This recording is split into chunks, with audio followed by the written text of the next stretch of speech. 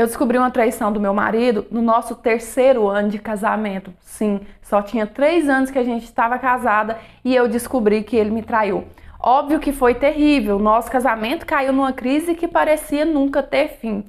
Só que ele começou a me dizer assim que ele nunca tinha me traído, que aquilo foi um deslize, que a culpa foi da menina que ficou dando em cima dele e ele acabou não resistindo. E ele me prometeu que se eu perdoasse ele nunca mais ia me trair, que eu podia confiar, que ele me amava demais, sabe? E naquela época eu era muito menina, muito boba, inexperiente, também apaixonada, então acabei perdoando. Acabei prometendo para ele que eu ia tentar perdoar, ia tentar esquecer tudo aquilo para dar uma segunda chance não para ele, mas para o nosso casamento. E aí os dias foi passando, sabe? Eu já estava começando a conseguir conviver com aquela bomba, porque só quem passou sabe o quanto é difícil nos primeiros dias. A gente quase que vive um certo luto, né? Então assim, eu já estava organizando a minha cabeça, já estava meio que deixando aquela história de lado, quando de repente estava fazendo 2 meses que aquela bomba estourou, a menina apareceu dizendo que estava esperando um filho do meu marido. Foi um tapa na minha cara, né? Eu fui lá no chão e voltei. Primeiro que eu comecei a reviver toda aquela traição na minha cabeça, toda aquela história, toda aquela bagunça. E segundo, que tinha 1 ano que eu estava tentando engravidar e eu não conseguia. E a amante do meu marido estava ali, prestes a dar um filho para ele. Então aquilo me fez sentir muito mal. E aí começou tudo de novo. A gente começou a brigar, nosso casamento caiu em crise, eu ficava só pelos cantos, chorando, mal e pensando até em separar dele. Só que eu comecei a cair a ficha do seguinte, eu pensei assim, eu já tinha perdoado ele, eu já tinha decidido deixar essa história pra lá. Então não faz sentido nenhum eu ficar castigando ele por causa disso, né? Foi uma consequência, digamos assim, da traição. Foi irresponsável? Foi, mas aquele filho era só uma consequência da traição. Então eu resolvi conversar com ele e a gente voltou de novo a meio que ficar bem. Sabe, tentar ficar bem, a gente estava tentando, na verdade, sobreviver em meio a tudo aquilo. Só que aí tinha um detalhe, eu precisava conversar com ele sobre aquele filho, eu precisava saber como que ia ficar a situação dele com a menina, porque sim, eles iam ter que ter uma certa convivência, né, já que eles iam ter um filho em comum. Só que eu não tinha coragem, e aquilo ficava martelando na minha cabeça, e aquela agonia, aquela vontade de falar com ele, eu não tinha coragem. E aí os dias foram se passando, até que um dia eu tive coragem e eu toquei no assunto assim, meio que pisando nos ovos. Falei pra ele, então, você tem visto a menina? Não, porque agora vocês vão ter um filho junto, então é normal que hora ou outra vocês tenham que se ver, né, que conversar. E quando eu falei isso, ele ficou muito bravo, ele falou assim pra mim, não, eu não quero saber dela e muito menos de filho dela. A culpa é dela de estar grávida, quem mandou ela não se prevenir? Agora é ela que se vire com esse filho. Olha, quando ele falou aquilo, sério, me deu uma coisa tão ruim assim, eu achei aquilo mais cafajeste do que a traição em si. Não tô passando pano pra traição de jeito nenhum, mas ouvir ele dizer que não tava nem aí pro próprio filho, aquilo mexeu muito comigo. E aí, aquilo não saía da minha cabeça. Eu pensava, gente, mas como assim? Querendo ou não, é um filho do meu marido, ele não pode simplesmente virar as costas. E eu tava assim muito magoada, muito machucada com aquilo tudo. Eu era a principal vítima de tudo aquilo.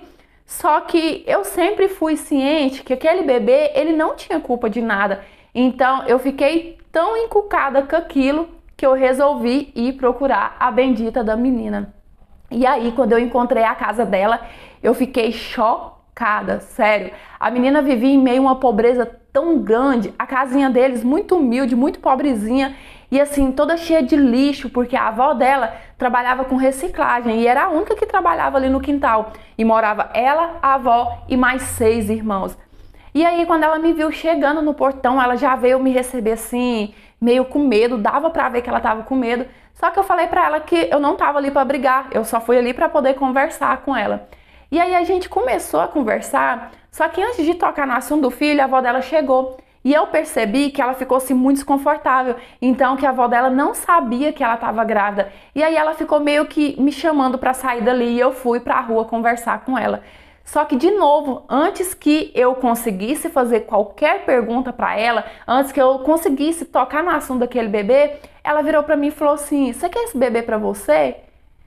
E eu fiquei nessa situação aqui. O meu maior sonho sempre foi ser mãe acima de tudo. Só que, poxa, aquele bebê era fruto de uma traição dela com o meu marido. Então era no mínimo estranho. E aí eu não consegui responder, eu não consegui ter reação na hora. E ela começou a chorar. Ela disse que não tinha condição de criar aquele bebê, que a avó dela mal conseguia colocar comida na mesa para ela e para os irmãos, e ela só não tinha abortado ainda porque nem dinheiro para isso ela tinha. E eu fiquei muito confusa, eu não conseguia dar resposta, eu não conseguia ter reação. Então eu falei para ela, olha, eu não vou te dar resposta agora, eu tô muito confusa, isso é uma bomba na minha cabeça, eu só te peço para não fazer nada com esse filho. Espera que eu vou pensar, eu vou colocar minha cabeça em ordem e eu volto para conversar com você.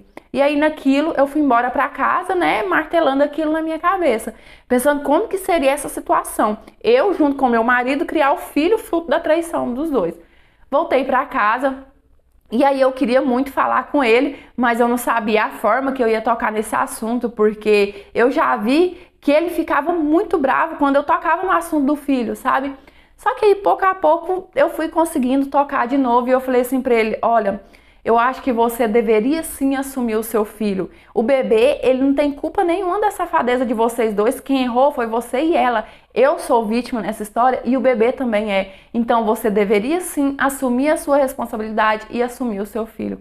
Só que não teve conversa, ele estava irredutível, ele agia como se aquele filho não fosse dele, como se, sei lá, ele odiasse aquela menina. Eu não sei o que surgiu na cabeça dele.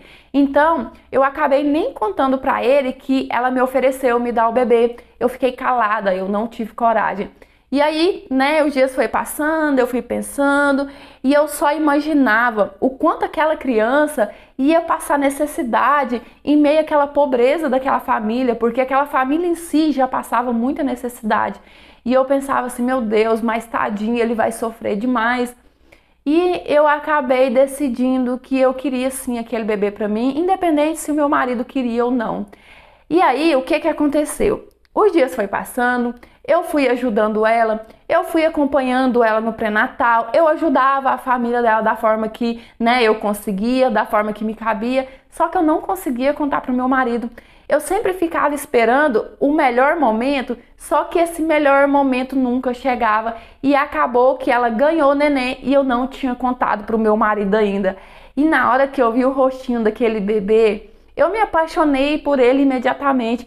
Parecia que ele tinha saído da minha barriga e eu senti como se ele fosse assim o meu filho. E foi o rostinho daquele bebê que me encorajou a voltar para casa e contar toda a verdade para o meu marido. E aí quando eu cheguei, eu falei para ele, falei assim, olha, o seu filho nasceu e ela tinha me dito que se eu quisesse eu podia ficar com o bebê. E eu resolvi que eu vou ficar com o bebê, que a gente vai criar o seu filho, independente de qualquer coisa que tenha acontecido. E eu não imaginava que ele ia ter uma reação daquela que ele teve. Ele começou a gritar, ele começou a berrar. E ele me falou assim, se aquele bastardo entrar aqui em casa, eu saio na mesma hora. Ele agiu como se aquele bebê fosse fruto de uma traição minha e não dele. E apesar de eu ter ficado muito chocada, mas eu não voltei atrás. Eu falei pra ele assim, é isso mesmo que você quer? E ele me disse, se você continuar com essa maluquice, é sim.